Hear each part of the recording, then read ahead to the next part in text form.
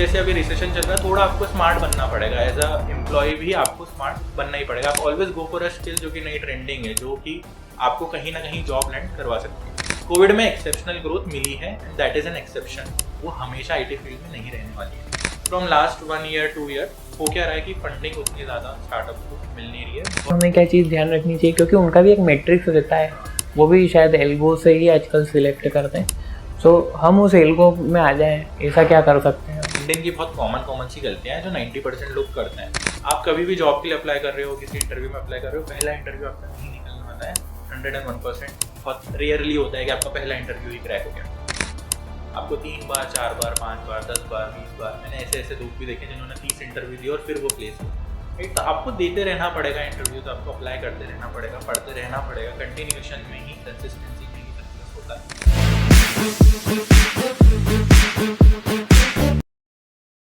Welcome to the Underdog Minds podcast. तो आज हमारे साथ एक स्पेशल गेस्ट है, मृदुल मिश्रा भैया, जो कि एक को फाउंडर है टेक्सोल्वो कंपनी के। तो आज हम उनसे जानेंगे कुछ आईटी फील्ड के सीक्रेट्स के बारे में। सो वेलकम भैया। थैंक यू भाई, थैंक यू सो मच। जैसे कि आप मेरे होम टाउन से हैं, तो आपसे मिलकर मेरे को काफ़ी अच्छा लगा। मैं सबसे पहले ये जानना चाहता हूँ कि एक आप छोटी सी सिटी से निकल कर यहाँ पर एक आपने फाउंड करी एक कंपनी, वो मतलब कैसे आइडिया आया था आपको, कैसे आपने स्टार्ट करा, और थोड़ा आपके बैकग्राउंड के बारे में बता दीजिए। ठीक है, सो सबसे पहले तो थैंक यू सो मच, तूने यहाँ पे टाइम निकाला और वी आर मीटिंग हियर। बहुत टाइम से हम लोग प्लान कर रहे थे कि कुछ पॉडकास्ट या कुछ साथ में बनाएंगे। राइट, सो बेसिकली अगर मैं अपनी जर्नी के बारे में बताऊँ, सो मैं 10th तक शाहजहाँपुर में ही पढ़ा हूँ, एमजे कॉन्वेंट स्कूल में पढ़ा हूँ। राइट, 11 से मैं इंदौर आया था अपनी आईटी जेई की तैयारी करने के लिए। 2 साल मैंने आईटी की तैयारी करी, 12th क्लियर करा, जेई क्लियर करी, and then I went to a college called JUET, Jaypee university Guna. Right, वहाँ पे मैंने बीटेक किया है कंप्यूटर साइंस एंड इंजीनियरिंग में। Right, during the BTech only हम लोगों ने सबसे पहले हमारा एक स्टार्टअप, मेरे फ्रेंड्स मेरे रूममेट्स ने मिलकर हमने एक स्टार्टअप बनाया था जो कि एफिलिएट मार्केटिंग रिलेटेड वेबसाइट थी, फन टू क्लब्स। तो सबसे पहले एंटरप्रेन्योरशिप, स्टार्टअप, एक कंपनी ओपन करने का एक्सपीरियंस मुझे वहीं से मिला। हम लोगों ने उस कंपनी को भी 0 से लेके अराउंड 10 लाख पर मंथ की सेल्स तक स्केल किया था। हमारे कॉलेज की एक सबसे बड़ी प्रॉब्लम ये थी कि हम लोग एक इंटीरियर में बैठे हुए थे। सो गुना से भी कुछ अराउंड 30 किलोमीटर दूर एक मे बी विलेज है जिसको रावगढ़ बोलते हैं, टाउन है रावगढ़ नाम का।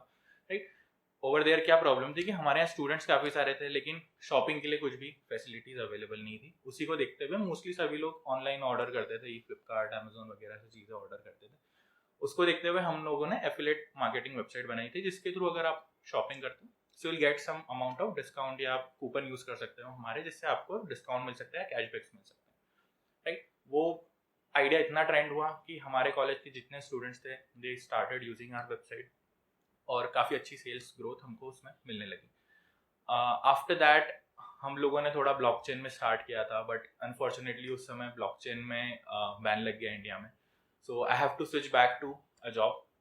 जब मैं कॉलेज से निकला बीटेक कंप्लीट करके, माय प्लान वाज कि मैं एक कंपनी, अपनी खुद की कंपनी ही बिल्ड करूंगा around blockchain. Right, but problem was कि ब्लॉकचेन ही बैन हो गया, सारे ट्रांजेक्शन ही बैन हो गए, so I couldn't do anything on that.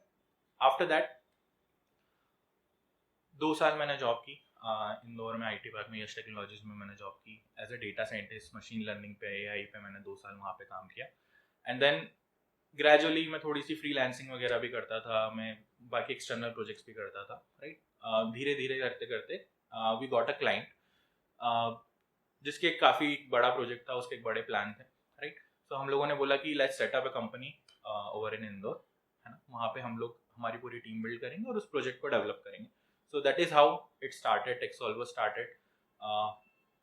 हमने 2 साल तक काफ़ी सारे छोटे छोटे प्रोजेक्ट्स करे हैं, मतलब मैंने और मेरे को फाउंडर मनाल जन ने, हम दोनों ने काफ़ी सारे छोटे छोटे प्रोजेक्ट्स किए हैं। And after that we gradually got a bigger project which lead to this company. उसके बाद ये कंपनी बिल्ड हुई और from there we are continuously doing different projects. अच्छा, मतलब आपके जो को फाउंडर है आपके वो फ्रेंड ही है, या तो वो उनसे मिलना आपके कॉलेज में हुआ था या जॉब? एक्चुअली मनाल मेरा पड़ोसी था एक तरीके से। सो वी यूज टू, हम लोग के जो हॉस्टल था उसमें हमारे रूम आसपास ही थे। राइट, सो जो ब्लॉकचेन वाला मैं स्टार्टअप करने वाला था, वी वर प्लानिंग टुगेदर, हम दोनों साथ में ही कर रहे थे। हम सोच रहे थे कि हम दिल्ली के आसपास कहीं पे हमारा ऑफिस ओपन करेंगे, क्योंकि मनाली दिल्ली से, तो हम लोग वहाँ पे सोच रहे थे, but that didn't work out. तो हम लोग 2 साल तक साथ में कुछ ना कुछ कर रहे थे, फ्रीलांसिंग कर रहे थे, प्रोजेक्ट्स ले रहे थे। एंड देन हम लोगों ने सोचा कि यार इंदौर सबसे बेस्ट प्लेटफॉर्म है एक आईटी कंपनी खोलने के लिए। लेबर चीप है, basically you can get developers, good developers, colleges काफ़ी सारे इंजीनियरिंग कॉलेजेस अच्छे हैं। And then I was also working over here, so that is how हम लोगों ने टेक्सॉल्वर इंदौर में। सबसे पहले जब आप किसी भी कंपनी को खोलते हैं तो उसके क्या प्रोसेस रहती है, क्या डॉक्यूमेंटेशन वगैरह कुछ करना पड़ता है? ठीक है, कंपनीज इंडिया में काफ़ी तरीके से आप ओपन कर सकते हो, राइट। एक जो सबसे कॉमन तरीका होता है एक बिजनेस को खुलने का, एज अ प्रोप्राइटरशिप आप ओपन कर सकते हो, जिसमें आप सोल एक, अगर आपकी खुद की कंपनी, आपकी एक शॉप है, तो आप एज अ प्रोप्राइटरशिप उसको ओपन कर सकते हो। फिर इंडिया में 2 टाइप की और कंपनीज होती है जिसको पार्टनरशिप फर्म्स बोलते हैं, जो 2 टाइप से डिफाइंड, एक LLP, लाइबिलिटी लिमिटेड पार्टनरशिप, और एक प्राइवेट लिमिटेड कंपनी होती है, राइट। सो ये तरीका होता है। Private limited company mostly MCA एक प्लेटफॉर्म है, मिनिस्ट्री ऑफ कॉर्पोरेट अफेयर्स का, आप उस पर जाके रजिस्टर कर सकते हो, या फिर you can hire a advocate, वो आपके लिए ये सारे वर्क कर सकता है। तो काफ़ी सिंपल प्रोसेस है। छोटा सा आपको एक फॉर्म भरना होता है, कुछ डॉक्यूमेंटेशन वेरिफिकेशन होते हैं, एंड देन आप अराउंड मेरे ख्याल से 7 से 10 दिन में कंपनी रजिस्टर करा सकते हो। जैसे फिर सबसे पहले आपको जो आपने बताया था कि आपको जो क्लाइंट मिल गए थे, उनसे आपकी बातचीत हो चुकी थी और उसके बाद आपने प्लान करा ये, फिर उसके बाद सबसे पहले कस्टमर भी वही रहे होंगे? उनके साथ हम लोग ऑलरेडी 3-4 महीने से काम कर रहे थे, है ना, ऑन अ फ्रीलांसिंग बेसिस। मैं उनके लिए कुछ डेवलपमेंट करता था, राइट। बट जो उनका प्रोजेक्ट था वो काफ़ी बड़े स्केल पे था, सिर्फ एक डेवलपर की जरूरत नहीं थी। इनिशियली शुरू में क्या होता है, जब भी कोई आप सॉफ्टवेयर बनाना स्टार्ट करते हो या एक प्रोडक्ट बनाना स्टार्ट करते हो, तो आप एक MVP बनाते हो। MVP is minimum viable product. अपन कुछ भी बड़ा बनाने जा रहे हैं तो उसका एक छोटा पार्ट बना के देखते हैं कि यार ये पॉसिबल है भी कि नहीं है। पहले हर कोई बाहर के स्टार्टअप होल्डर्स या फिर US से, UK से, सभी लोग एक ही प्रोसेस फॉलो करते हैं MVP बनाने का। जब उनका MVP सक्सेसफुल होता है, then they go for fundings, then they go for investors कि यार अब मेरे पास ये प्रोडक्ट है और अगर आप इसको बनाओगे, पूरा कंप्लीट करोगे, तो आपको ये फायदे हो सकते हैं। देन वो फंडिंग लेते हैं या फिर उनके पास खुद के फंड होते हैं, तो फिर वो आगे ग्रो करते हैं। तो जो हमारा क्लाइंट था, he was also looking for an MVP। पहले हम लोगों ने MVP डेवलप किया, उसको MVP अच्छा लगा। देन ही सेड कि यार मुझे पूरी टीम बनानी है, you will be the lead, आपने क्योंकि MVP बनाई है तो you know the whole architecture. तो हम लोगों ने फिर पिच किया कि यार we can also open this thing India में, क्योंकि अगर आप इंडिया के बाहर हायरिंग करोगे, US में हायर करोगे, UK में हायर करोगे, रिमोटली आप वर्क कर सकते हो, बट कॉस्टिंग उतनी इफेक्टिव नहीं पड़ती है। इंडिया में जो कॉस्टिंग पड़ती है वो सबसे कम पड़ती है all over the world. So we pitched him कि आप इंदौर में, इंडिया में ओपन करो, then it could lead to a better profit. That is how we converted him into a bigger client या बड़ा प्रोजेक्ट हमको। अच्छा, अभी साथ में आपको कितना टाइम हो गया है करते हुए? हम लोगों ने 2019 से ऑफिशियली कंपनी रजिस्टर कराई थी और ये ऑफिस वगैरह सेटअप किया था।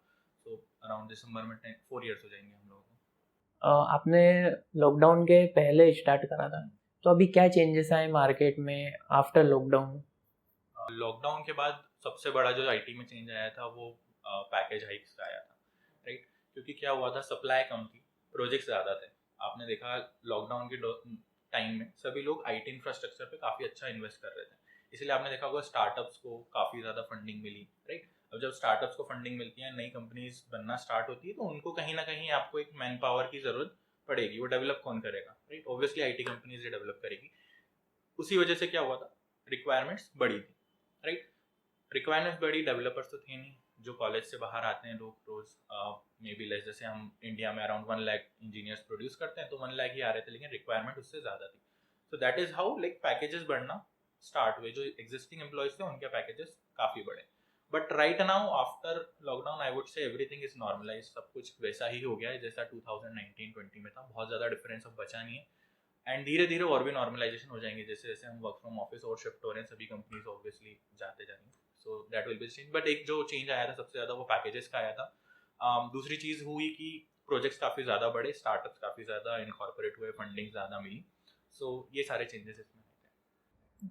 अभी जो रिसेशन का पीरियड चल रहा है, उसमें अभी क्या फेस कर रहा है, मतलब एज ए फाउंडर आपको कुछ प्रॉब्लम्स वगैरह आ रही है?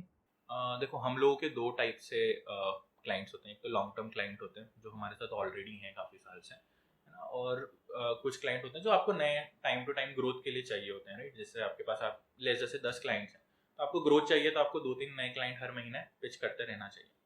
प्रॉब्लम नए क्लाइंट्स के साथ है, पुराने क्लाइंट्स पुराने वर्क चल रहे हैं, राइट। नए प्रोजेक्ट्स का इन्फ्लो कम हो रहा है अभी फिलहाल एट प्रेजेंट आईटी में, but I think after December, after January, around March तक मोस्ट प्रोबेबली सब कुछ फिक्स हो जाएगा, सब कुछ नॉर्मल हो जाएगा। अच्छा, जैसे अभी या तो कोई बिगनर है या कोई नॉन आईटी बैकग्राउंड से है, तो वो क्या ऐसी स्टेप फॉलो करे? क्योंकि उसको क्या अभी डर है। मैंने बहुत सारे मेरे फ्रेंड्स हैं और मेरी बहुत सारों से बातचीत होती है, तो उनके मन में एक डर है, तो वो कैसे खत्म? और एक चीज़ ये है कि वो क्या ऐसा कुछ कर सकते हैं जिससे उनको फ़ायदा मिल सकता है? या तो जॉब लग जाए उनकी अच्छी, या कोई फ्रीलांस करता है तो उनको काम मिल सकता है। देखो, दोनों चीज़ें जो स्टार्ट होती हैं वो स्किल से स्टार्ट होती हैं, है ना। अब आईटी इंडस्ट्री में 2 टाइप के स्किल्स होती हैं, या तो आपको कोई टूल आता है यूज़ करते हैं, या फिर आपको कोई कोडिंग लैंग्वेज आती है। आपको दोनों में से एक चीज़ तो करनी ही पड़ेगी, राइट। टूल इज़ बेसिकली जैसे आप एक्सेल यूज़ करते हो, जैसे डेटा विजुलाइजेशन के लिए आजकल पावर भी आता है, एसक्यूएल के बहुत सारे टूल्स आते हैं, है ना। तो आप AWS कर सकते हो। ये सारे काफ़ी सारे टूल्स और सर्विसेज हैं। आप इसमें कोई भी सर्टिफिकेशन करो एंड देन आप स्टार्ट करो अप्लाई करने के लिए जॉब के लिए। तो एक सबसे ईजी तरीका, अगर आपको नॉन आईटी बैकग्राउंड से आ रहे हो तो आप गो फॉर टूल। कोडिंग शायद आपके लिए थोड़ी सी टफ हो सकती है, बट आई वॉन्ट से आजकल ईजी कोडिंग लैंग्वेजेस भी काफ़ी सारी हैं, सो आप टूल से स्टार्ट कर सकते हो, that is a better option. अगर आप आईटी बैकग्राउंड से हो, या जैसे आपने BSc किया हुआ है, MSc किया हुआ है, MCA BCA वगैरह कुछ किया हुआ है, आप जैसे मैथ्स बैकग्राउंड से हो, go for a programming language. Python एक काफ़ी इजी प्रोग्रामिंग लैंग्वेज है जिसको आप बहुत इजीली स्टार्ट कर सकते हो। जावास्क्रिप्ट एक इजी प्रोग्रामिंग लैंग्वेज है, गो फॉर दैट। हमेशा try to gain the new skill जो अभी मार्केट में ट्रेंडिंग है ना। जो अगर मैं लिस्ट डाउन करूंगा, अभी सबसे ज़्यादा मार्केट में यूज होने वाली लैंग्वेजेस है तो पाइथन है, पाइथन का एक फ्रेमवर्क होता है Django, वो है, right. Node.js, JavaScript, react, databases में आप देखोगे MongoDB है, SQL है। तो ये सारी चीज़ें हमेशा चलती ही रहती हैं, इनको कभी भी रिसेशन से फर्क नहीं पड़ता, क्योंकि हर प्रोजेक्ट इसी पे चल रहा है, right. So that is why go for this kind of skills, नई स्किल्स सीखो। अपार्ट फ्रॉम दैट कुछ एवरग्रीन टेक्नोलॉजीज हैं, जैसे जावा है, सी शार्प है, .NET है, ये सारी टेक्नोलॉजीज भी आप कर सकते हो। बट आई वुड से अगर आप फ्रेशर हो, आप नए बिगिनर हो, आप को एक्सपीरियंस गेन करना है, तो गो फॉर न्यू टेक्नोलॉजी, उसमें आपको एंट्रीज काफ़ी ज़्यादा अच्छी मिल जाएगी। जैसे अभी AI ने काफ़ी कुछ चेंजेस कर दिए हैं, तो AI आपको कितना हेल्प करता है एज ए फाउंडर? मतलब आपके जो ये रहता है ना कि जो अदर एक्सपेंसेस है कि आपको नई टीम हायर करनी पड़ती हो, तो वो कम कर दिया हो, या उससे रिलेटेड कुछ ऐसा काम, उसके बारे में थोड़ा बताइए। Artificial intelligence for now time being still बहुत ज़्यादा ग्रोइंग है ना। अभी उस लेवल पे AI अभी तक भी आई डोंट से कि पहुंचा है कि बहुत ज़्यादा इम्पैक्ट ला रहा हो, but it has started showing its impact, है ना। सबसे पहली चीज़, हायरिंग प्रोसेस तो अभी इंडिया में तो बहुत ज़्यादा मैनुअल है, क्योंकि सभी कंपनीज क्या करती हैं कि ओपनिंग्स डालते हैं, then they shortlist the resume. अभी जो शॉर्टलिस्टिंग वाला पार्ट है, ये आप AI से ऑटोमेट कर सकते हो, राइट। AI टूल्स काफ़ी सारे आते हैं जो कि रेज्यूमेस को आपके रीड करते हैं और चेक करते हैं कि हमारा जो जॉब डिस्क्रिप्शन है उससे आपका रेज्यूमे मैच होता है या नहीं होता है। So there you can use the AI, but complete automation अभी भी AI का बिजनेसेस में नहीं है। अपार्ट फ्रॉम दैट, मार्केटिंग को अच्छा खासा इम्पैक्ट कर रहा है AI। तो जैसे आप ChatGPT यूज करते हो, या आप कोई भी प्रॉम्प्ट AI टूल यूज करते हो, सो आप अपनी मार्केटिंग कैंपेन उनसे डिजाइन करवा सकते हो, अपना एक फनल डिजाइन करवा सकते हो। सो ये सारी चीजें आप AI से काफी अच्छा कर सकते हो, क्योंकि ये आई वुड से कि बहुत टाइम से इस पे वर्क चल रहा था, right. Apart from that, as a coder, अगर आप वर्क करते हो डेली किसी भी प्रोजेक्ट पे या किसी भी स्किल पे आप काम करते हो, तो AI could help you finding the solutions, right. वो solution already I would say Google भी करता ही था, but ChatGPT is giving you a better option, है ना। काफ़ी सारे UI टूल्स आ गए हैं। जैसे आपको वेबसाइट बनानी होती थी तो यू नीड अ UI जो आपका फ्रंट एंड होता है, राइट। फ्रंट एंड को आजकल टूल्स आ गए हैं जो फिग्मा टू डायरेक्ट कोड लिख देते हैं। So over there AI is impacting, but hiring process is still very manual. But apart from that, UI designing में जो मैनुअल हमारा रोज का रिपीटेटिव टास्क था, उसको AI हेल्प करते जा रहा है। जैसे अभी जो बिगनर्स है उनको काफ़ी डर रहता है कि कंपनियां उन्हें हायर कर लेती है, खासकर स्टार्टअप वगैरह, और उन्हें फिर फायर कभी भी अननोइंगली कर दिया जाता है। तो उसके बारे में क्या है, उसके पीछे का क्या बात है? मतलब दो चीज़ें हैं इसमें, राइट। डिमांड और सप्लाई पे पूरा गेम चलता है, राइट। जैसे मैंने अभी थोड़ी देर पहले अपन ने डिस्कस किया कि जब कोविड आया था तो काफ़ी सारे स्टार्टअप्स को ढेर सारी फंडिंग्स मिली, बहुत सारे यूनिकॉर्न्स बने, राइट। डिमांड थी, so you need developers, right. आपको काम करने वाले लोग चाहिए। अपार्ट फ्रॉम डेवलपर्स ऑल्सो आपको सेल्स टीम भी चाहिए, जैसे अपन बायजूस का एग्जांपल लेते हैं, काफ़ी बल्क में सेल्स टीम हायर करते हैं वो लोग, राइट। इसके अलावा भी काफ़ी सारे स्टार्टअप्स हैं जो कि बहुत बल्क हायरिंग कर रहे थे उस समय, राइट, क्योंकि उनके पास ढेर सारा पैसा था, दे वांटेड टू ग्रो, और उनको ऐसा लग रहा था कि उनको कंटिन्यूसली फंडिंग मिलती जाएगी, right. From last 1 year 2 year हो क्या रहा है कि फंडिंग उतनी ज़्यादा स्टार्टअप्स को मिल नहीं रही है, बहुत बेसिकली लॉक्ड से हैं वो लोग। उनके पास जो एग्जिस्टिंग फंड है उन्हीं को उनको यूज़ करना है अनटिल एंड अनलेस वापस से उनके पास नई फंडिंग्स मिलना चालू हो जाए। इसीलिए आप देख रहे होगे काफ़ी सारे स्टार्टअप्स पब्लिक होते जा रहे हैं, आईपीओज रिलीज कर रहे हैं, राइट, क्योंकि नए फंड चाहिए अब अपने को कहीं ना कहीं से तो लाने पड़ेंगे, तो अपन प्रॉफिटेबिलिटी बने। ऐसे स्टार्टअप्स बहुत ईजिली आइडेंटिफाई हो सकते हैं, राइट। आप जब भी अप्लाई करते हो तो don't go for higher packages. कई सारे बच्चे क्या करते हैं यार, उनको ऐसा लगता है कि मेरे को 15 LPA का पैकेज मिल रहा है, 12 LPA का पैकेज मिल रहा है, 20 मिल रहा है, 25 मिल रहा है, ठीक है, तो एक स्टेबल कंपनी छोड़ के दे गो फॉर स्टार्टअप्स, क्योंकि सबका एक एम्बिशन तो होता ही है, everyone wants higher packages, everyone wants good lifestyle, वही स्टार्टअप्स देते हैं, कल्चर देते हैं, बेटर कल्चर देते हैं, ठीक है। बट आई वुड से जो पुरानी कंपनीज है, जो स्टेबल कंपनीज हैं, वो कभी भी आपको हायर फायर नहीं करेंगी, राइट। तो जैसे अभी रिसेशन चल रहा है, थोड़ा आपको स्मार्ट बनना पड़ेगा, एज अ एम्प्लॉय भी आपको स्मार्ट बनना ही पड़ेगा। आपको अपना भला देखना है सबसे पहले कि यार कौन सी कंपनी स्टेबिलिटी दे रही है, कहाँ पे मुझे 1 तारीख को सैलरी मिलने वाली है, कहाँ पे मुझे नहीं मिलने वाली, बहुत इजीली आइडेंटिफाई हो जाती है। दूसरी चीज देखो प्रॉफिटेबिलिटी, कंपनी का प्लान क्या है। स्टार्टअप ज्वाइन भी कर रहे हो, कुछ बहुत अच्छे स्टार्टअप्स है, हम go for Zomato, go for Paytm, they are in losses, but उनके प्लान अच्छे हैं, उनके लॉन्ग टर्म प्लान अच्छे हैं, वो कभी भी एकदम से ये सारी स्थिति में नहीं पहुंचने वाले, right. If you see Zomato इतना सारा एम्प्लॉयमेंट बेस क्रिएट कर रखा है, गवर्नमेंट खुद नहीं चाहेगी कि जोमेटो का कुछ बिगड़े, राइट, क्योंकि ग्राउंड लेवल पे बहुत सारा एम्प्लॉयमेंट दिया हुआ है। ऐसे स्टार्टअप्स आइडेंटिफाई करो, अगर still you have to go for startup only, ऐसे स्टार्टअप आइडेंटिफाई करो जिनके प्लान्स हो, जिनके प्रोडक्ट्स अच्छे हों, जिनकी टीम अच्छी हो, उनका पास रिकॉर्ड चेक करो कि यार इन्होंने पहले तो ऐसा नहीं करा, बहुत सारे बल्क में हायरिंग कर ली। दूसरी चीज चेक करो कि यार आपके स्किल के हिसाब से आपको कोई ओवर पे तो नहीं कर रहा है, आपको पता है आपका लेवल, राइट।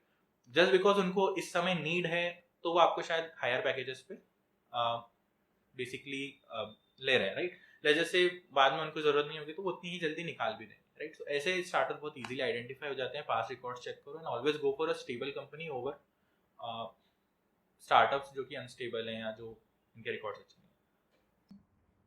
नहीं। इसमें जैसे अगर मैं पूछूं कि जो टायर 3 सिटी के जो बच्चे हैं, जो मैंने उनको ज़्यादा एक्सपोजर नहीं मिला है, या तो कुछ लॉकडाउन के कारण उनके घर पे से ही पढ़ाई हुई है, ये जो नॉन IT वाले हैं, तो वो काफ़ी कुछ एक्सपोजर नहीं मिलता है, तो उन्हें काफ़ी कुछ फेस करना पड़ता है। जैसे एक तो कम्युनिकेशन नहीं कर पाते हैं, साथ में वो इतना अच्छा मतलब अपना रिज्यूमे प्रेजेंट नहीं कर पाते हैं, उनसे इंटरव्यू क्रैक नहीं होते हैं। तो जैसे कि अब आप फाउंडर हो तो आप ये तीनों चीज़ों को हैंडल करते हो, आपका क्या तरीका है मतलब उसको पूरा के कैसे अच्छे से अच्छे टीम मेंबर को आप हायर करते हो? तो कुछ आप ऐसी चीज कुछ तो देखते होंगे, उसके बारे में बताइए जिससे मतलब ऑडियंस को समझ में आ जाए थोड़ा।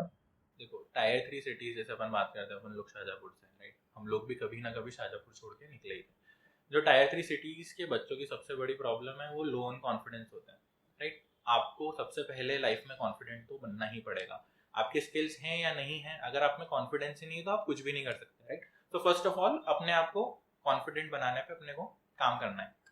दूसरी चीज, always go for skills, right. हम लोग काफी बार इन्वेस्ट करते हैं ऐसी चीजों पे जो कि शायद लग्जरी होती है हमारे लिए। हम मूवीज देखते हैं 300 रुपीज की, 400 रुपीज की, हम लोग सिर्फ मूवी ही देखते हैं, राइट। सेम कोर्सेज आपको यूट्यूब पे मिल रहे होते हैं, सेम कोर्सेज आपको अलग अलग प्लेटफॉर्म्स पे मिल रहे हैं, लेकिन हम लोग वो वाले प्लेटफॉर्म्स पे जाके कभी भी वो कोर्सेज को परचेज ही नहीं करते हैं। क्यों नहीं करते हैं? बिकॉज वी फील कि वो वेस्ट ऑफ मनी है, राइट। बट ऐसा नहीं होता है, ऑलवेज गो फॉर स्किल्स। बहुत सारी फ्री वर्कशॉप चल रही हैं, आप देखोगे आपको दिन भर फेसबुक पे, इंस्टाग्राम पे इंग्लिश स्पीकिंग की फ्री वर्कशॉप, रेज्यूमे बिल्डिंग की फ्री वर्कशॉप, वो तो फ्री है, हम वो भी ज्वाइन नहीं करते, राइट। तो अगर आप टायर 3 सिटी से हो, first of all become confident. दूसरी चीज, अपने आप को कम्युनिकेशन में अच्छा बनाना है। ऐसा नहीं बोल रहा हूँ कि इंग्लिश कम्युनिकेशन अच्छा होना चाहिए, हिंदी भी चलेगा, राइट। बट आपकी हिंदी भी थोड़ी सी शुद्ध होनी चाहिए, प्रॉपर होनी चाहिए, प्रेजेंटेबल होनी चाहिए, पोलाइट होनी चाहिए, राइट। हम लोग वो मिस करते हैं, हम पोलाइटनेस मिस करते हैं। हम लोग जब बोलना स्टार्ट करते हैं तो हम सही वर्ड्स यूज नहीं कर पाते, राइट। तो ये सारी चीज़ों पे हम लोगों को इम्प्रूवमेंट लाना चाहिए।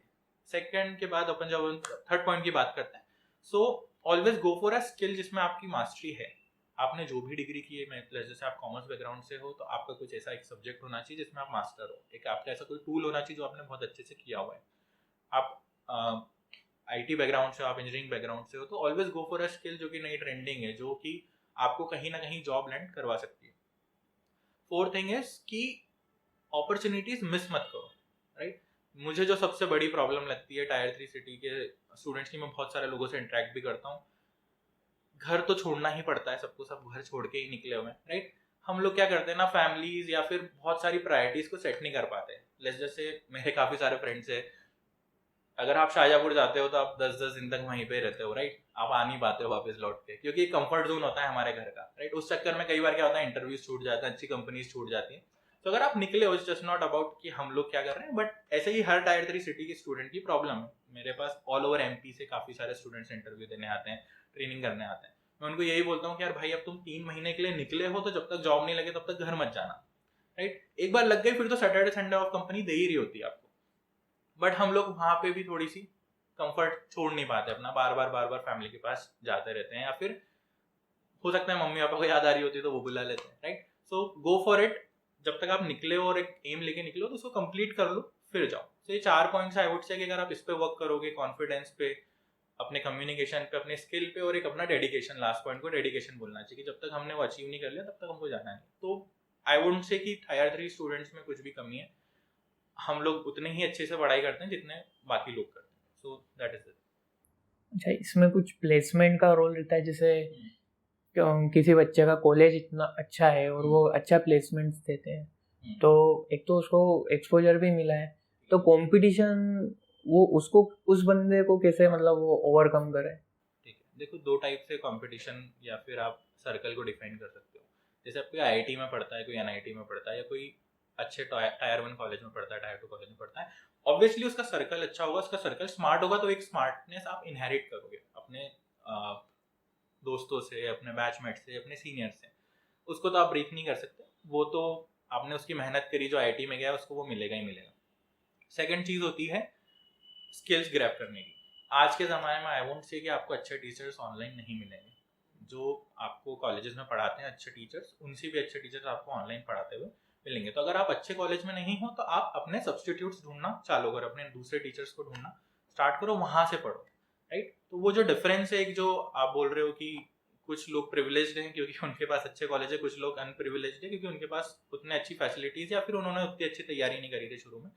तो वो डिफरेंस खत्म हो सकता है अगर आप बेसिकली अपने स्किल्स पे या फिर अपने अलग से टीचर्स ढूंढने में हेल्प कर सकते हो। जैसे कि फॉर एग्जांपल अपन अलग पांडे की बात करते हैं, राइट। काफ़ी अच्छे टीचर हैं, फ्री में यूट्यूब पे पढ़ाते थे, तो अगर आपको पढ़नी है तो आप वहाँ से भी पढ़ ही सकते हो, राइट। ऐसे यूट्यूब पे काफ़ी सारे टीचर्स हैं जो कोडिंग अच्छे से सिखा रहे हैं, जो इंग्लिश स्पीकिंग अच्छे से सिखा रहे हैं, कम्युनिकेशन सिखा रहे हैं, रेज्यूमे बिल्डिंग सिखा रहे हैं।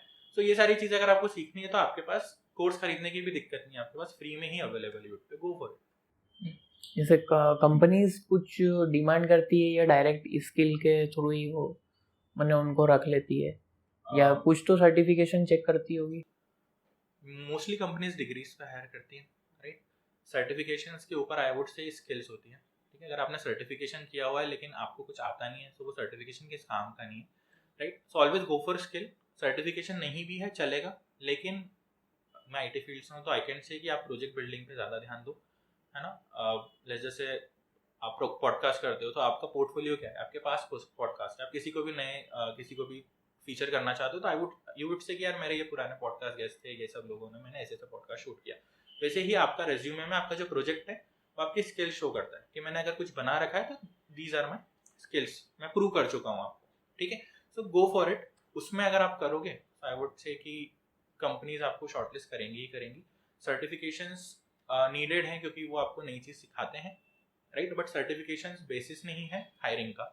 हायरिंग के बेसिस डिग्री होती है, डिग्री क्राइटेरियाज होते हैं बहुत सारी कंपनीज में। सेकेंडली कुछ कंपनीज जैसे टीसीएस, इन्फोसिस आप बात करते हो तो उनके परसेंटेज क्राइटेरिया मतलब एक मिनिमम सीजीपीए उनको चाहिए होता है, उनको बैक्स नहीं चाहिए होते, उनको कुछ गैप्स नहीं चाहिए होते।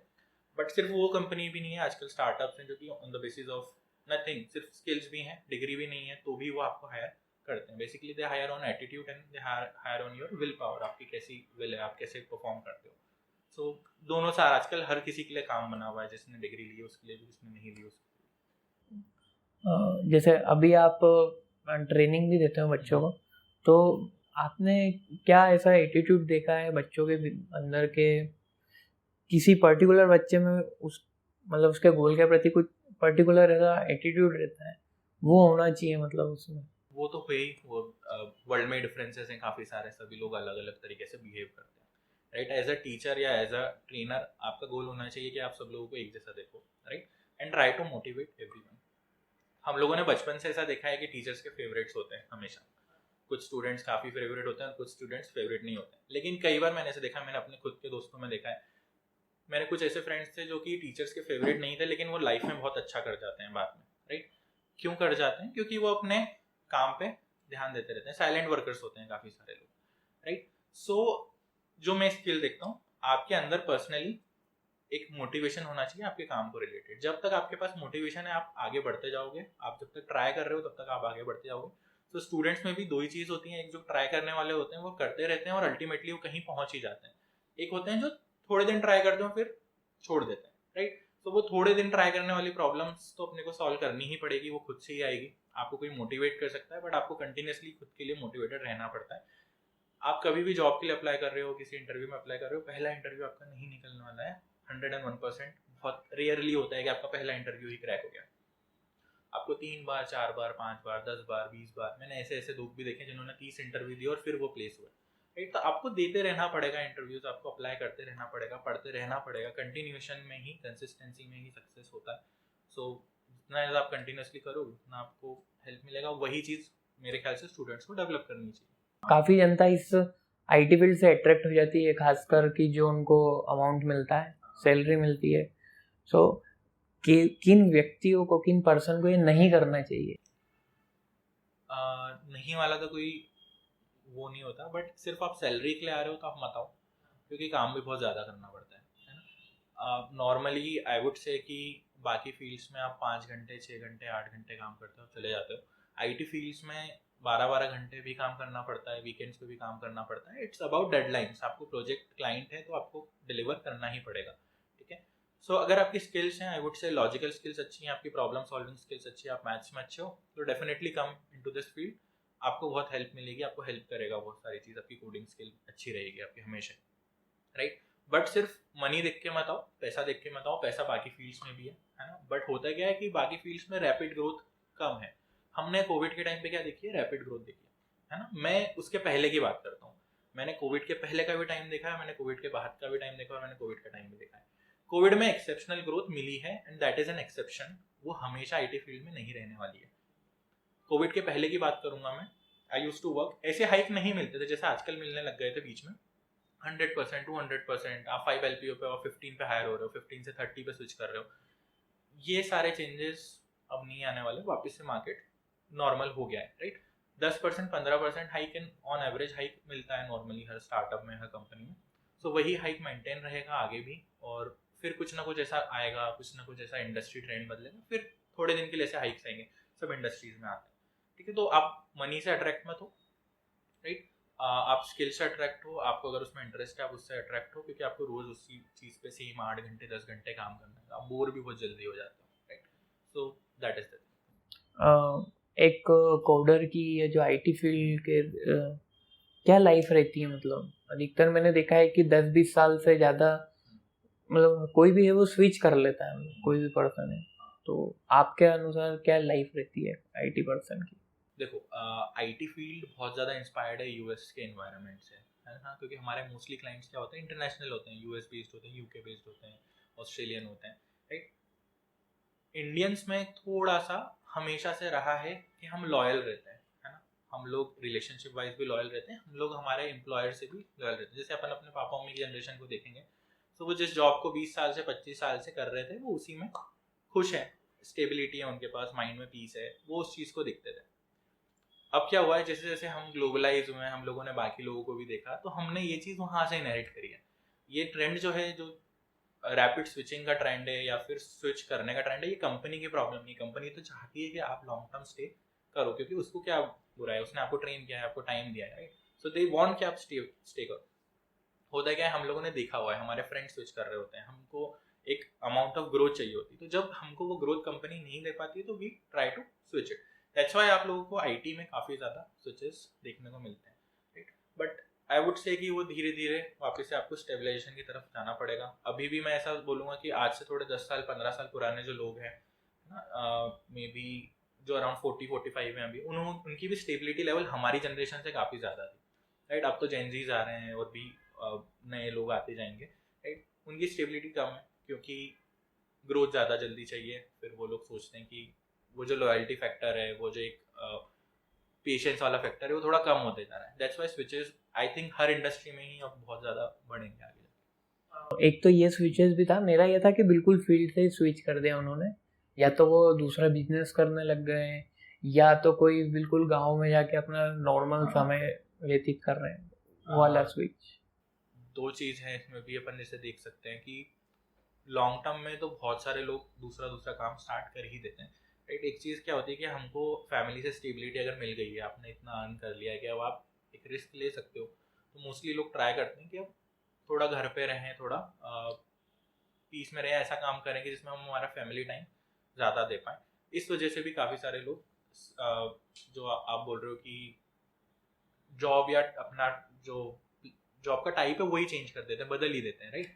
तो वो उसी से आता है बेसिकली। स्टेबिलिटी अगर आपके पास है तो आप कर सकते हो स्विच। और फिर काफ़ी सारे लोग आजकल बिजनेस पर्सपेक्टिव से भी सोचने लग गए हैं, तो उनके पास अगर कुछ स्टेबिलिटी आती है, कुछ एक्स अमाउंट ऑफ मनी है, उनके पास कुछ क्लाइंट बेस है, तो वो ट्राई करते हैं कि यार फिर अब इस इंडस्ट्री में भी काम करो, राइट। सो आई थिंक उस वजह से ज़्यादातर होता है। बट आई वुड से कि मैनेजरियल पोस्ट पे भी काफ़ी सारे लोग स्टे करते हैं, कंपनी के साथ रहते हैं, रिटायरमेंट तक भी रहते हैं काफ़ी सारे।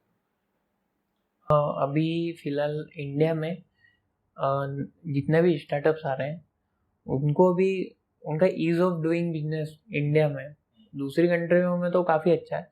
आपके अनुसार आप एक कंपनी रन कर रहे हैं इंडिया में, खासकर एमपी में, इंदौर में ईज ऑफ डूइंग कैसा है? मतलब ठीक है, ईज ऑफ डूइंग बिजनेस में जैसे आपको स्टार्ट करना है तो स्टार्टिंग प्रोसेस तो काफ़ी ईजी हो गई है आजकल, है ना।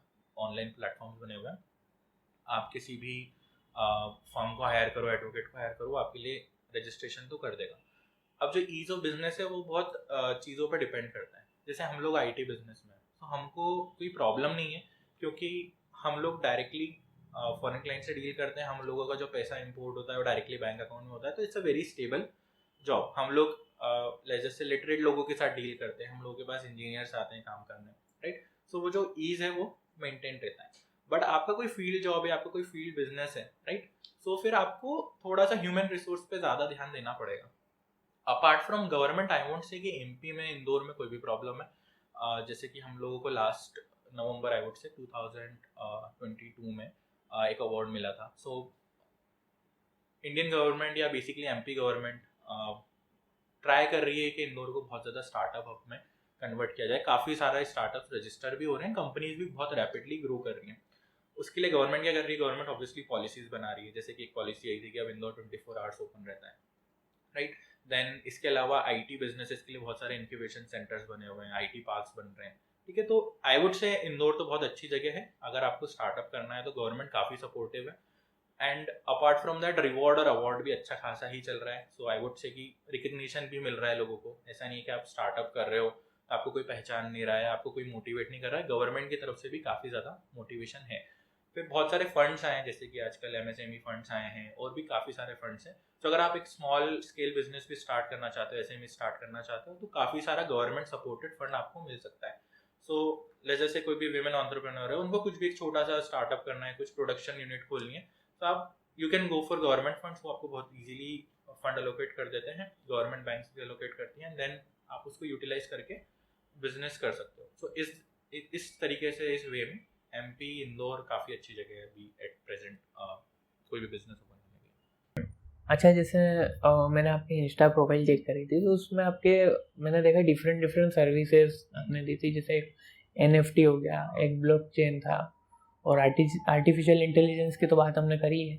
सो काफ़ी लोगों को एनएफटी के बारे में थोड़ा सा नॉलेज नहीं है, तो आप थोड़ा सा, एक तो बेसिक और थोड़ा सा इंटरमीडिएट नॉलेज थोड़ा सा आप देना।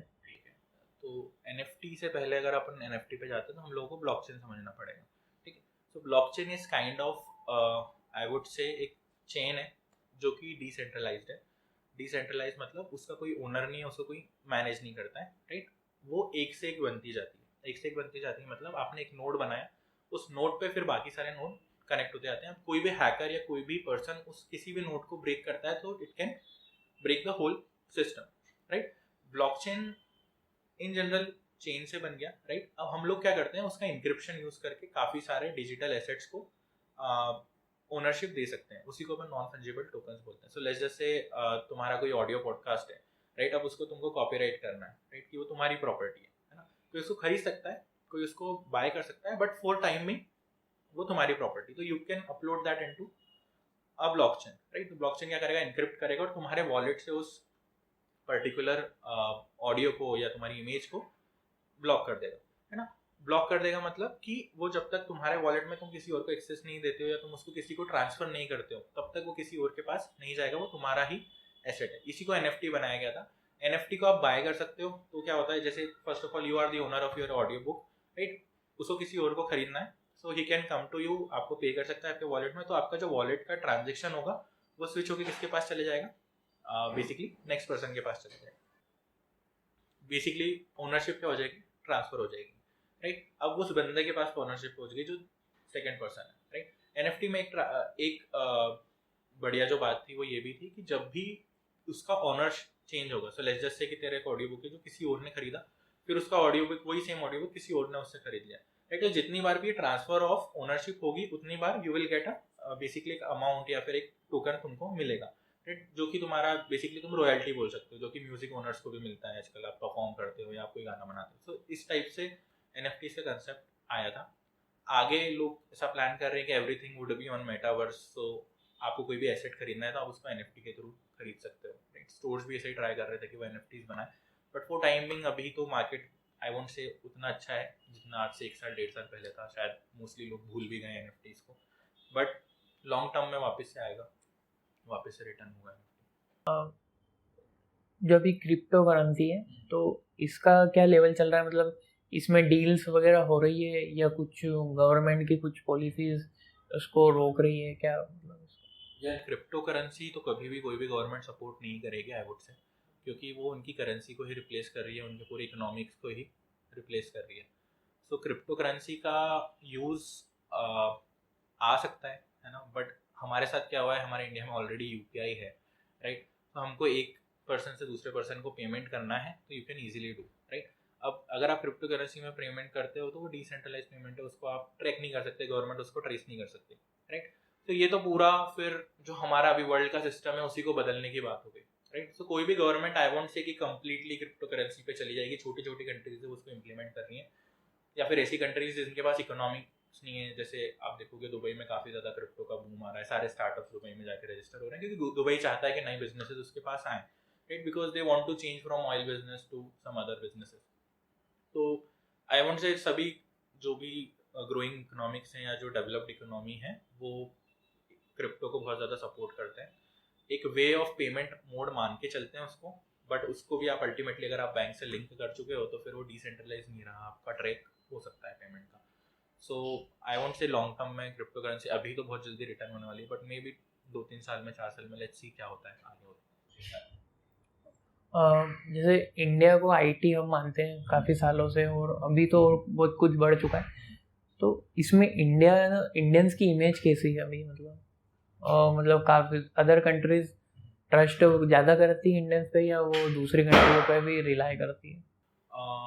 इंडियन का ट्रस्ट हमेशा से ही रहा है और इंडियंस ट्रस्टवर्दी रहे भी हैं, सिर्फ आईटी इंडस्ट्री में नहीं बाकी इंडस्ट्री में भी, राइट। 2 चीज़ें हैं हमारी, एक तो जो बिलीफ है, थोड़ा सा हम फैमिली टाइप डील ही करते हैं, प्यार से ही डील करते हैं सभी लोगों से, राइट। एंड हम लॉन्ग टर्म सोच के चलते हैं। तो बिजनेस वाइज आप देखोगे इंडियंस हर कंट्री में बैठे हुए हैं, तो even if you are going या पिचिंग आप कर रहे हो यूएस के क्लाइंट में, तो भी उनकी टीम में आपको कहीं ना कहीं इंडियंस आपको मिल ही रहे होंगे। तो वो ऑलरेडी एक ट्रस्ट वहाँ पे है कि हाँ इंडियंस अच्छा ही काम करते हैं, स्मार्ट होते हैं, एजुकेशन लेवल उनका अच्छा होता है। सो वो प्रॉब्लम आई वोंट से कभी आई है। कुछ इंडियंस होते हैं जो थोड़ा सा आपकी इमेज को मैनिपुलेट कर सकते हैं, ख़राब कर सकते हैं, बिकॉज सब एक जैसे नहीं होते हैं, सारी कंपनीज एक जैसी नहीं होती, सबके कंपनीज के लॉ, सबकी कंपनी की पॉलिसीज एक जैसी नहीं होती। बट आई वुड से 95% आपको अच्छी इमेज ही मिलेगी। बहुत कम ऐसे लोग मिलेंगे जो कि किसी ने उनके साथ फ्रॉड किया है या बाहर उनसे उनका ट्रस्ट ब्रेक किया बेसिकली। कभी आपके साथ ऐसा कुछ हुआ है, मतलब कुछ खराब आपका एक्सपीरियंस जो यूएस वगैरह के जो आपके क्लाइंट्स हैं उनकी तरफ से?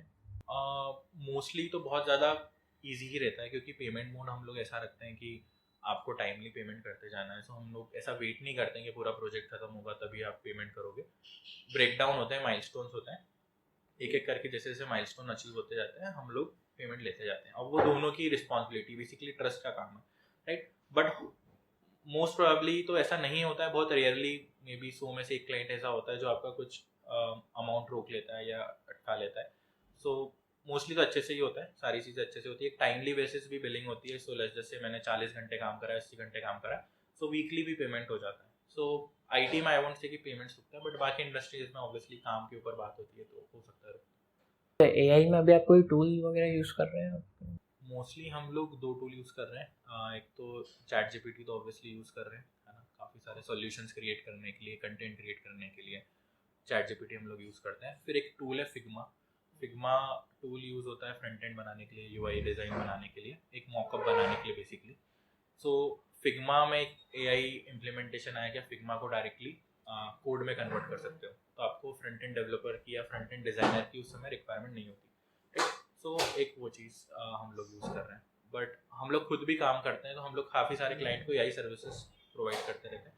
सो सब लोग अपनी अपनी जगह पे उसको अप्लाई कर रहे हैं। कुछ लोग सप्लाई चेन में कर रहे हैं, कुछ लोग डेटा मॉनिटरिंग में कर रहे हैं, कुछ लोग डिप्लॉयमेंट में कर रहे हैं। तो काफ़ी सारी जगह एआई इम्प्लीमेंटेशन चल रहा है, बट एज अ कंपनी हम लोग ये 2 चीज़ों पे यूज़ कर रहे हैं। जैसे एक लिंक्डइन प्रोफाइल का काफ़ी मेन रोल रहता है, सो उसमें हमें क्या क्या ध्यान रखना चाहिए, हमें किस प्रकार से उसको बिल्ड करना चाहिए कि थोड़ी सी वो मतलब प्रेजेंटेटिव लगे? लिंक्डइन इज बेसिकली आजकल आपका रेज्यूमे ही लिंक्डइन है, राइट। कोई भी एचआर आएगा तो सबसे पहले आपकी लिंक्डइन प्रोफाइल चेक करेगा। लिंक्डइन की बहुत कॉमन सी गलतियां हैं जो 90% लोग करते हैं, है ना। सबसे पहली गलती कि लिंक्डइन एक प्रोफेशनल प्लेटफॉर्म है, हम वो भूल जाते हैं, है ना। सबसे पहली चीज़, आपकी जो प्रोफाइल पिक्चर होनी चाहिए वो प्रोफेशनल होनी चाहिए। आप सेल्फी मत अपलोड करो, आप मे भी कोई शादी में गए थे तो उसका फोटो मत अपलोड करो। एक प्रॉपर फॉर्मल ड्रेस में कॉलेज में लिया हुआ फोटो, या फिर बैकग्राउंड रिमूव करके, काफ़ी सारे एआई टूल्स आ गए हैं जो पीछे से बैकग्राउंड भी हटा देते हैं। एक प्रॉपर बैकग्राउंड रिमूव करके अच्छा सा फोटो उस पर यूज़ करो, वो आपको लॉन्ग टर्म में काम आएगा, आज नहीं 5 साल तक काम आएगा वो फोटो, है ना। सेकेंडली, जो जॉब आप ढूंढ रहे हो आप उसके बारे में अपनी स्किल्स डालो, राइट। तो जैसे मैं पाइथन डेवलपर बनना चाहता हूँ तो मैं पाइथन से रिलेटेड अपनी स्किल्स के सेक्शन में डालूंगा। थर्ड चीज़, आपके एजुकेशन लेवल को अच्छे से डिफाइन करो, राइट। हायरार्की बनाओ कि आप 10th कहाँ से करा है, अपने 12th कहाँ से करा है, आपने डिग्री कहाँ से की, आपने सर्टिफिकेशंस कहाँ किए, आपने इंटर्नशिप कहाँ से की है, मेंशन एवरीथिंग। आपने एक छोटा सा सर्टिफिकेशन भी किया है तो भी वो आप लिख के लिंक्डइन पे होना चाहिए, सब कुछ मेंशन करो। तीसरी चीज़, कनेक्शंस बिल्ड करनी चाहिए हम लोगों को। मैं हमेशा अपने स्टूडेंट से भी और जो लोग मेरे से जुड़े हुए हैं उनको यही बोलता हूँ कि भाई जैसे इंस्टाग्राम पे 2 लोग 3 लोग फॉलो करते हो रोज, वैसे ही लिंक्डइन पे फॉलो करना चालू कर दो। सो जैसे आप बैंगलोर में रहते हो, है ना, या पुणे में रहते हो और आपको पुणे में ही जॉब सर्च करनी है, so start sending follow request to HRs in different companies, various companies को फॉलो करो, एचआर्स को फॉलो करो। अगर आप दो करके भी रोज एचआर्स को कनेक्ट कर रहे होगे तो आपके पास लेस से 30 दिन में 90 दिन में काफ़ी अच्छा एक बल्क बन जाएगा, बेस बन जाएगा, जहाँ पे काफ़ी सारी एचआर्स आपसे कनेक्टेड रहेंगी। तो ये 2-3 चीज़ें आई वुड से लिंक्डइन पे काफ़ी इम्पैक्ट पैदा करती हैं। प्रोफाइल पिक्चर हो गई, स्किल्स हो गई, आपकी एजुकेशन में आपने जो भी किया है वो हो गया, और फोर्थ चीज़ आपकी कनेक्शन, आपका जो पूरा बेस है, फ्रेंड्स हैं वो कैसे हैं वहाँ पे, कौन लोग आपसे कनेक्टेड हैं। इसके अलावा जनरल चीज़ें होती हैं जैसे कि काफ़ी सारी एचआर्स होती हैं वो एक पूरा पोस्ट बनाती हैं कि we are hiring for Python developers और आपकी ये स्किल्स होनी चाहिए, interested candidates please send us resume at this email ID. ठीक है, हम लोग क्या करते हैं, हम लोग उसी के नीचे इंटरेस्टेड लिख देते हैं, हम लोग उसी के नीचे बोलते हैं I want to join, right. So the point is कि एचआर को आपकी जरूरत नहीं है, आपको एचआर की जरूरत है। तो आपको पूरा पढ़ना चाहिए और मेल करने की आदत डालनी चाहिए। हमारे इंडियंस में सबसे बड़ी प्रॉब्लम ये है कि हम लोग मेल नहीं करते। हम लोग सोचते हैं कोई व्हाट्सएप पे मिल जाए तो हम व्हाट्सएप पे उसको रेज्यूमे फॉरवर्ड कर दें, या कोई हमारे बिहाफ पे उसको फॉरवर्ड कर दें। मेल डालने की आपको एज अ फ्रेशर तो आई वुड से धीरे धीरे से आप कॉर्पोरेट में जाते हो तो आपको आदत पड़ी जाती है, but initially as a fresher properly subject वगैरह लिखो, डिफाइन करो आपके स्किल्स क्या है, और फिर उसको प्रॉपर मेल भेजो, 101% कॉल आएगा आपको। एक चीज़ और उसमें जैसे हम नेल करते हैं तो उसमें और हमें क्या चीज़ ध्यान रखनी चाहिए, क्योंकि उनका भी एक मैट्रिक्स रहता है, वो भी शायद एल्गो से ही आजकल सिलेक्ट करते हैं। सो हम उस एल्गो में आ जाएं, ऐसा क्या कर सकते हैं हम? उसके लिए सबसे इम्पोर्टेंट चीज़ होती है सब्जेक्ट लाइन, है ना। जो आप सब्जेक्ट लिखते हो मेल में वो बहुत प्रॉपर होना चाहिए। सो लेजर से आप अगेन अपन लेजर से AI डेवलपर के लिए या AI इंजीनियर के लिए आप अप्लाई कर रहे हो, ठीक है। So subject line should be applying for AI engineer, और उसमें आपका नाम होना चाहिए सब्जेक्ट लाइन में। सबसे ईजी तरीका है, जो भी पोजीशन है उसका नाम कॉपी करो, उसको लिखो, है ना। अप्लाइंग फॉर लिखो और आपका नाम लिखो। नीचे थोड़ा सा अपने बारे में ब्रीफ लिखो कि hi I am Radul Mishra, I have done BTech from this university, I have done these projects, और फिर अपना एक छोटा सा रेज्यूमे लिख के दे दो, I would like to join your organisation, ऐसा लिख के मेल पे भेज दो। तो बहुत easily I would say filter आप हो जाओगे। कीवर्ड्स का गेम है बेसिकली, गूगल भी कीवर्ड का गेम है, यूट्यूब कीवर्ड का गेम है, वैसे ही ये जो AI टूल्स है वो भी कीवर्ड पे ही चल रहे हैं, राइट। उनके पास कुछ कीवर्ड्स होते हैं, उस कीवर्ड अगर आपको मैच करते हैं तो आप शॉर्टलिस्ट हो जाते हैं। तो कीवर्ड्स पे ध्यान देना है। जैसे मैंने बहुत बार देखा है कि कुछ कंपनीज मतलब ऐसे एम्प्लॉय को लेती है जिनका बहुत ज़्यादा अच्छा रिज्यूमे रहता है, मतलब दिखने में थोड़ा सा क्रिएटिव रहता है। सो ये IT में वर्क करता है? क्रिएटिव आई वुड से कि अगर आप कोई क्रिएटिव फील्ड से हो तो वर्क करता है, बट IT में बहुत बेसिक रेज्यूमे भी शॉर्टलिस्ट होते हैं। मैंने तो कभी भी क्रिएटिव रेज्यूमे नहीं बनाया, बट आजकल लोग थोड़े से ऐसे फाउंड हो गए हैं, है ना। बट जैसे आपका कोई ड्रीम स्टार्टअप है ना, आप टायर 2 सिटी से हो, 3 से हो, आपका कॉलेज अच्छा नहीं है, लेकिन आप फिर भी अप्लाई करना चाहते हो, तो आपको कुछ तो दिखाना पड़ेगा उनको कि आप कुछ अलग करते हो लोगों से। उस समय क्रिएटिव करो। बट एक बेसिक कंपनी है, एक नॉर्मल कंपनी है, so you can easily go for कोई भी फ्री टेम्पलेट यूज़ करो, प्रॉपरली उसको अलाइन करो, ऐसा चीज़ जिसकी रीडेबिलिटी अच्छी हो। बहुत ज़्यादा कलर्स भी नहीं डालने चाहिए। Basic black and white resume भी बनाओगे जिसमें सब कुछ क्लियरली दिख रहा है, आपके प्रोजेक्ट्स, आपके एजुकेशन लेवल, तो वो आराम से शॉर्टलिस्ट होता है। But if you are going for anything I would say जिसमें डिजाइनिंग पार्ट है, जिसमें कुछ क्रिएटिव एलिमेंट है, मे बी आप किसी यूट्यूबर के साथ काम करना चाहते हो, आप उसकी टीम में शामिल होना चाहते हो, देन गो फॉर इट। आप फंड रेज करना चाहते हो, देन गो फॉर इट। वहाँ पे क्रिएटिविटी दिखाओ अपनी, जो आपकी क्रिएटिव फील्ड है उसमें। बट नॉर्मली बेसिक प्रोफाइल्स में आप इजीली नॉर्मल रेज्यूमे भेज सकते हो। जैसे कि आप काफ़ी बच्चों को ट्रेन करते हैं, तो आपकी क्या प्रोसेस रहती है, मतलब उनका क्या क्या क्या आप उनको कवर करवाते हैं, और उसमें भी आपकी तरफ से क्या क्या उन्हें सर्विसेज देते हैं, मतलब आप?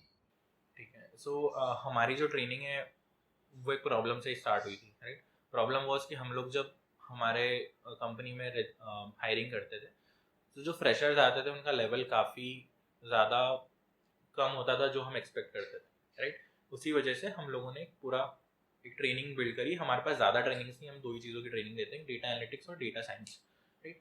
Data analytics is basically for non IT people. अगर आप नॉन IT से IT में आना चाहते हो तो हम डेटा एनालिटिक्स सिखाते हैं, और अगर आप IT से ही हो, आप CS इंजीनियर हो, MCA कर रहे हो, BS MSc कर रहे हो, तो you can go for AI ML course, data science course. हम लोग जो सिखाते हैं उसमें हम 2 चीज़ सिखाते हैं। हमारा अल्टीमेट गोल है कि सामने वाले की जॉब लगे और जॉब में वो सर्वाइव कर पाए, नौकरी लगने के बाद भी वो स्टेबल रह पाए। जॉब लगने के लिए आपको इंटरव्यू निकालने की प्रोसेस पता होनी चाहिए, है ना। वही सबको पता ही नहीं होती है। मोस्टली बच्चे ऐसे ही आ जाते हैं, उनको प्रोसेस तक नहीं पता होता कि HR कैसे बात करेगी, टेक्निकल इंटरव्यू में क्या पूछा जाएगा, कोडिंग राउंड में क्या पूछा जाएगा, फाइनल सैलरी नेगोशिएशन कैसे की जाएगी। सो हमारा जो कोर्स है वो ये सारी चीज़ें टाइम टू टाइम कवर करते आता है। दूसरी चीज़ प्रैक्टिकल एस्पेक्ट, कि आप प्लेस हो गए हो लेकिन आपको काम भी करना है वहाँ जाके। काम कैसे करोगे? काम तभी कर पाओगे जब स्किल्स है आपके पास, है ना। तो हम लोग स्किल डेवलपमेंट पे काम करते हैं। Skill development is more of practical skill development. Theory is a part, but आपको अल्टीमेटली कोड करते आना चाहिए, आपको अल्टीमेटली टूल चलाते आना चाहिए, एक्सेल यूज़ करते आना चाहिए, पावर BI यूज़ करते आना चाहिए। तो हम वो सारी चीज़ों पे फोकस करते हैं। लास्टली हम काफ़ी सारे मॉक इंटरव्यूज़ और अलग अलग चीज़ें प्रेजेंट करते हैं, ताकि कॉन्फिडेंट हो जाए सामने वाला बच्चा। अगर स्टूडेंट है तो वो कॉन्फिडेंट हो जाए कि यार मुझे डर नहीं लगना चाहिए, झिझक नहीं होनी चाहिए कुछ बोलने से पहले। तो कॉन्फिडेंस बिल्डिंग के लिए हम काफ़ी सारे मॉक राउंड्स करवाते हैं। तो ये हमारी कंप्लीट प्रोसेस। कितने ड्यूरेशन का रहता है? ड्यूरेशन 2 ड्यूरेशन है। डेटा एनालिटिक्स हम लोग 4 महीने का कोर्स कराते हैं, डेटा साइंस हम लोग 6 महीने का कोर्स कराते हैं, 2 अलग अलग ड्यूरेशन। और इसमें मतलब ये रहता है कि आप प्लेसमेंट देते हैं या उसी का सामने वो खुद ही करता है? देखो 2 चीज़ें हैं इसमें, या फिर अपन ऐसा समझ सकते हैं इस चीज़ को कि प्लेसमेंट कभी भी कोई किसी को नहीं देता, राइट। एक मिथ है। अच्छा हुआ तुमने एक क्वेश्चन पिक भी किया, है ना। काफ़ी सारे लोग बोलते हैं 100% प्लेसमेंट गारंटीड, 100% प्लेसमेंट असिस्टेंस। अलग अलग तरीके हैं सबको अट्रैक्ट करने के। राइट। जबकि प्लेसमेंट क्या है, प्लेसमेंट एक अलग ही प्रोसेस है ना। प्लेसमेंट के लिए आपको तैयारी करनी पड़ती है। हम लोग एज अ ट्रेनिंग इंस्टीट्यूट, हमारा काम क्या होना चाहिए, स्टूडेंट को रेडी करना, ठीक है। दूसरा काम, हम जिस चीज़ में हेल्प कर सकते हैं उनको ये बताने में हेल्प कर सकते हैं कि आपको अप्लाई कहाँ करना है, राइट। बट अगर आप ये प्रोसेस फॉलो कर रहे हो जो मैंने लिंक्डइन की बताई थी, तो आपके पास खुद से भी जॉब ओपनिंग्स आपको दिखने लग जाएंगे, राइट। बट जैसे आप नहीं कर पा रहे हो लिंक्डइन यूज और आपको हेल्प चाहिए, so we can help you with that कि ये कंपनी है, यहाँ पे आपको अप्लाई करना है, राइट। बट आपको अप्लाई खुद से करना पड़ेगा, इंटरव्यू खुद से निकालना पड़ेगा। कोई जॉब रेफरल तो है नहीं कि मैंने बोल दिया तो कोई कंपनी आपको हायर कर लेगी। मेरी कंपनी में खुद मैं बोलूंगा कि इस बंदे को हायर कर लो तो भी लोग नहीं करेंगे, राइट। क्योंकि टाइम ही ऐसा है, क्लाइंट को जवाब देना है, आपको अपनी सेल्स को जवाब देना है, आपको काफ़ी सारी चीज़ों को मेंटेन करते हुए चलना है, आपको अपनी ग्रोथ देखनी है।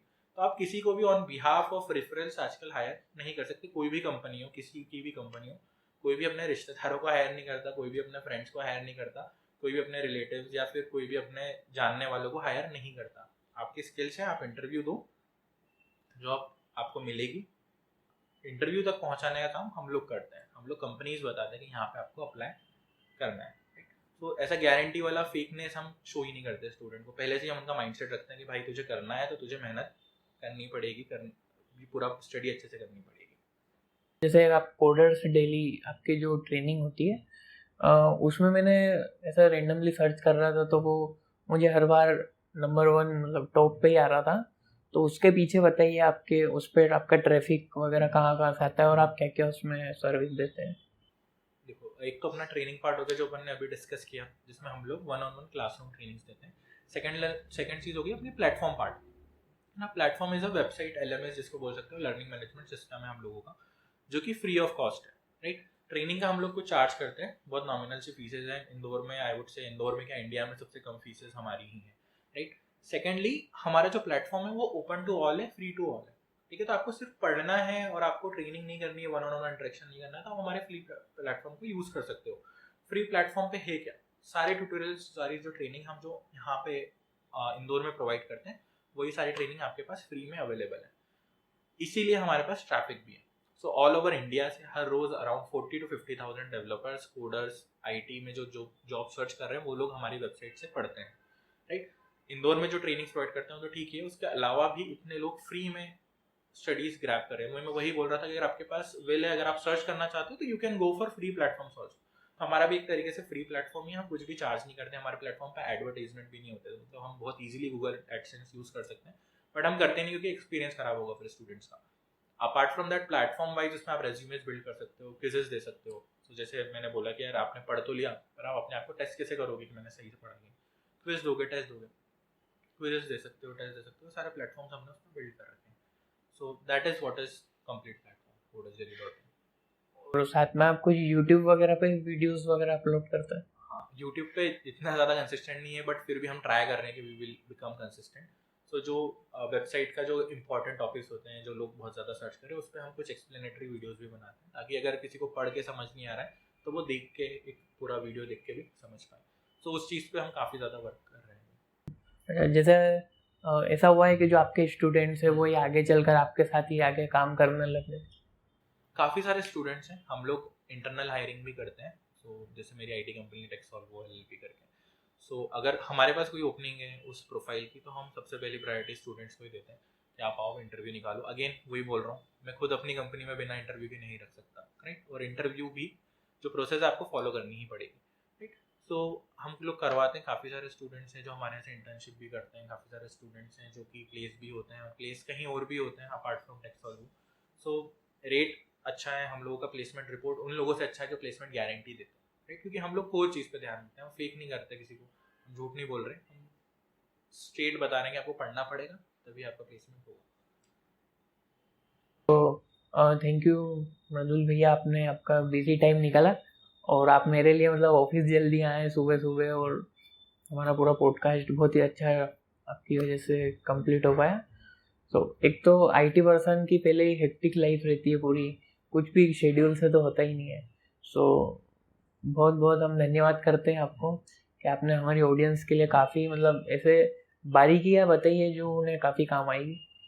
सो आप आखिर में कुछ आप कंक्लूड करना चाहें, मतलब हमारे जो स्टूडेंट्स हैं, खासकर Tier 3 के जो स्टूडेंट्स हैं उनके लिए? टायर 3 के स्टूडेंट्स के लिए मेरा यही एक बात है कि कॉन्फिडेंट रहो, है ना, और चीज़ों को अपने आप को स्केल अप करते चलो। डेफिनेटली आपको हर चीज़ मिलेगी जो भी आप अचीव करना चाहते हो। कोई भी प्रॉब्लम है, कुछ भी गाइडेंस चाहिए, सो आप मुझे लिंक्डइन पे कनेक्ट कर सकते हो, राइट। और हम लोग बात करेंगे, हम लोग जो भी आपको प्रॉब्लम्स है उसको सॉल्व करने की कोशिश करेंगे। अपार्ट फ्रॉम दैट, नयन के लिए थैंक यू, और अच्छा पॉडकास्ट रहा। मैं पहली बार ही बोल रहा था, राइट, बट हमने बहुत काफ़ी ज़्यादा ब्रॉड डिस्कशन कर लिया हर चीज़ के बारे में, राइट, और आई थिंक सब लोगों के लिए वैल्यूएबल भी रहेगा, जो लोग भी आपकी ऑडियंस है उन लोगों के लिए भी वैल्यूएबल रहेगा। So thank you so much also for visiting our office. और बाकी कुछ भी अगर आपको दिक्कत आती है तो कोडर्स डेली भैया की वेबसाइट है, मैं भैया की सारे कनेक्शन और लिंक और वेबसाइट सोशल हैंडल सब डिस्क्रिप्शन में डाल रहा हूँ, तो आप वहाँ से जाके चेक कर सकते हैं।